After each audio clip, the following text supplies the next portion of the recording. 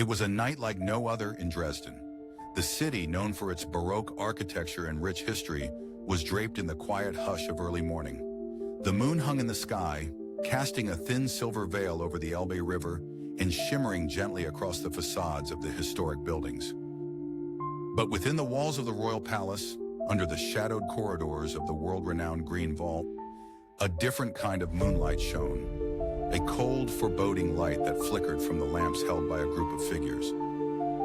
The Green Vault, the treasure trove of Saxon kings, had long been known as one of the most opulent collections of its kind. Established in the 18th century by Augustus the Strong, Elector of Saxony and King of Poland, the vault was a labyrinth of glittering rooms. Each chamber held gold and silver artifacts, rare gems, priceless jewelry, and objects that seemed almost too precious to be real. The most magnificent piece of all was the green diamond, an emerald cut to perfection, with an otherworldly, deep green hue that seemed to pulse with a life of its own. To the world, this was the crown jewel of the collection. But on the night of November 25th, 2019, the Green Vault became the scene of one of the most audacious heists in modern history. The thieves were a team of 4, expertly trained and meticulous in their planning. They called themselves Die Schatten, the Shadows. Their leader, known only as Lucas, was a tall, wiry man with dark hair and eyes that burned with a restless energy.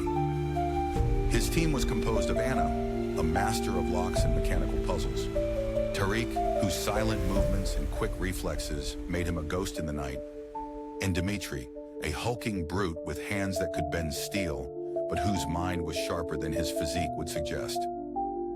Each of them was driven not just by the promise of wealth, but by the desire to pull off a feat that would echo through history. Their strategy was simple, yet intricate. They had studied the patrol routes of the museum guards, the timing of the automated security systems, and the layout of the vault itself. The plan had begun weeks before, with forged documents and a handful of decoys set up in advance. By the time they had infiltrated the palace grounds, they were nearly ghosts themselves, fading into the shadows as they passed the occasional patrol. The night of the heist, the team had spent hours perched in the high rafters of the royal palace's rear courtyard, watching and waiting.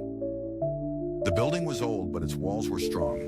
It was the perfect fortress for treasures of such magnitude. Yet it was precisely the sense of invincibility that the team sought to challenge. At precisely 3:42 a.m., Lucas nodded to his team. With the practiced movements of a conductor leading an orchestra, he signaled for Anna to unlock the heavy, ironclad doors that stood between them and the Green Vault.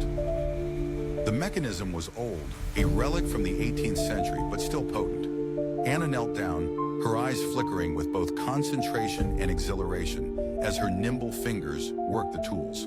The lock clicked open, and the doors swung inward with an ominous groan. They entered, and their breath was caught in their throats.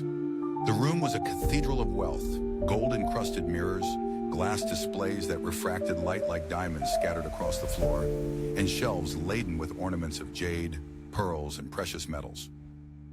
There were sculptures encrusted with rubies and sapphires, clocks that seemed to tick in time with their heartbeats, and glittering diadems that had once adorned royal heads. But in the center of the room, under a display of bulletproof glass, was the object they sought most, the green diamond. Tariq moved first. His eyes swept across the room, noting each shadow, each potential escape route. Dmitri stood at the far end, watching their backs, muscles tense as he held a heavy flashlight that illuminated their path. "We have 30 minutes, Lucas whispered, his voice calm but urgent. The countdown had begun. Anna approached the display case, scanning the complex wiring that connected the glass to the security system. She had studied it meticulously over the past week and knew that even the smallest error could trigger an alarm. The glass was fortified with an alloy that only a specialized laser could cut. Her hand hovered over the tool, and she exhaled a slow breath before activating it. A beam of high-intensity light cut through the glass, the metallic scent of heated alloy filling the room.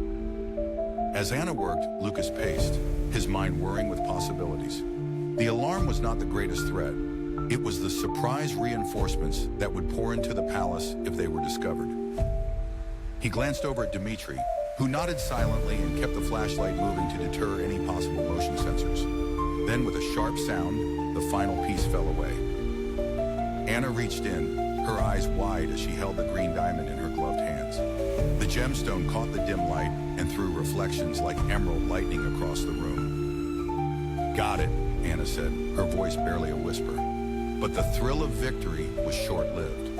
At that moment, a faint, distant noise, a metallic thud, sounded from the hallway. Lucas's eyes widened. It was the security patrol. The team had to move now. "Plan B," Lucas said, and Anna's eyes met his with unspoken understanding. Dmitri pushed a shelf aside, revealing a hidden passageway that led to the old underground chambers used by the royal palace centuries ago. The team squeezed through, Anna cradling the diamond with reverence. The narrow hallway was dark and damp, lined with old stone walls and covered in the remnants of moss.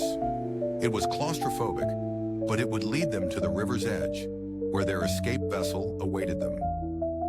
As they neared the end of the corridor, the sound of boots echoed in the main hall above them. It was too close. Tariq, moving with his usual ghostly presence, reached into his pocket and pulled out a small smoke grenade. He tossed it through an old crumbling window, and the thick gray smoke began to billow, obscuring their movements and creating chaos above. "Let's move," Lucas barked.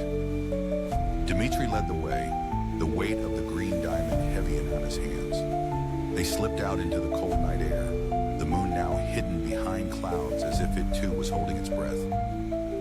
The riverbank was close, but not close enough. The patrols had discovered their breach and were shouting orders into their radios. Flashlights swept across the ground, searching for a trace. The team scrambled, breathless but undeterred. Their boat, an old wooden craft with a small engine, waited on the river's edge. It was hidden behind reeds and camouflage nets, a relic of the old smuggling routes that had once run through the city. Tariq pulled the net away, and Dmitri waded into the shallow water, hauling the boat toward them. With a single final glance over his shoulder, Lucas saw the silhouette of a guard sprinting towards them. If you like it, please but like, and subscribe to the channel to receive all that is new.